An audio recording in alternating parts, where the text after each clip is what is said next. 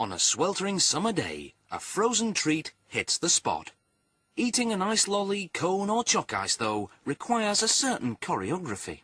You have to hold the stick delicately yet firmly, lean forward to dodge the drips, then lick like crazy before it all melts and lands at your feet.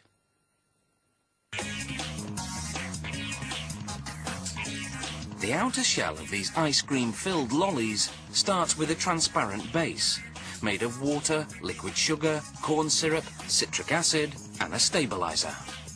It all travels to 3 separate compartment vats, each of which mixes in a different colouring and flavouring. This company produces 3 flavours: strawberry, orange and blue raspberry. Each compartment vat pumps its flavour to a machine called the filling hopper. The hopper injects the liquid into row upon row of 60 millilitre lolly-shaped moulds. This production line has 340 moulds in continuous motion.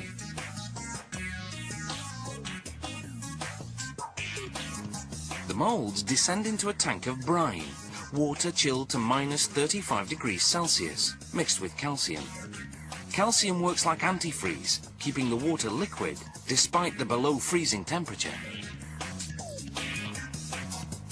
As the moulds travel through the ice-cold brine, the liquid freezes from the outside inward, creating a shell that will encase the lolly's ice cream filling. Once the shell is 3 millimeters thick, a machine called a suction evacuator removes the unfrozen liquid and feeds it back into the filling hopper to be re-injected at the start of the line.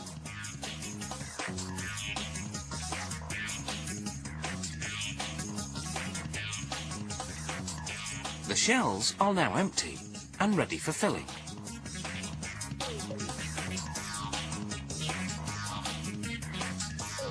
The ice cream filling is made of milk products blended with liquid cane sugar, corn syrup, stabilizers and emulsifiers to puff up the consistency.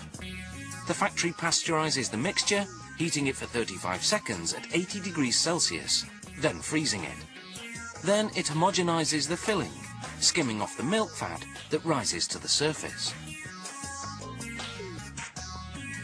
The shells are still floating in the brine as they reach the filling station. The machine shoots in the ice cream, overfilling the shell to create a 1 centimeter cap.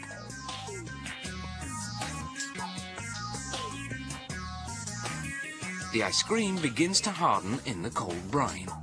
Once it reaches a semi-frozen state, a machine appropriately called the stick inserter places a wooden stick into each mould.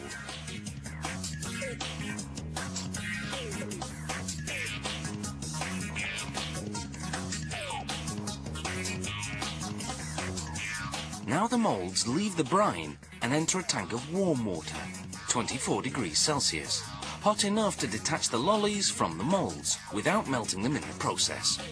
From initial injection to final extraction, it's been just 7 minutes.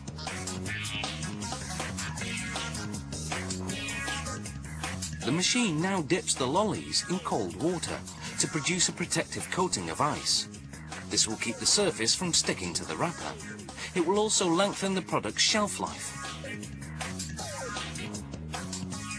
The machine deposits the lolly into a continuous stream of paper wrapping. Heating elements seal the wrapper on the top and in between.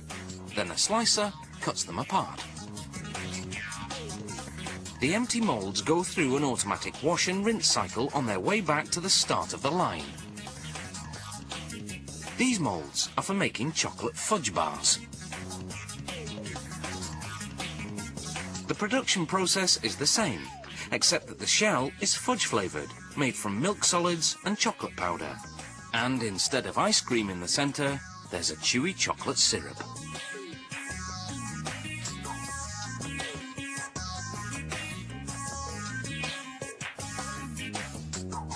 The factory stamps the packaging for all its frozen treats with the production date and other information.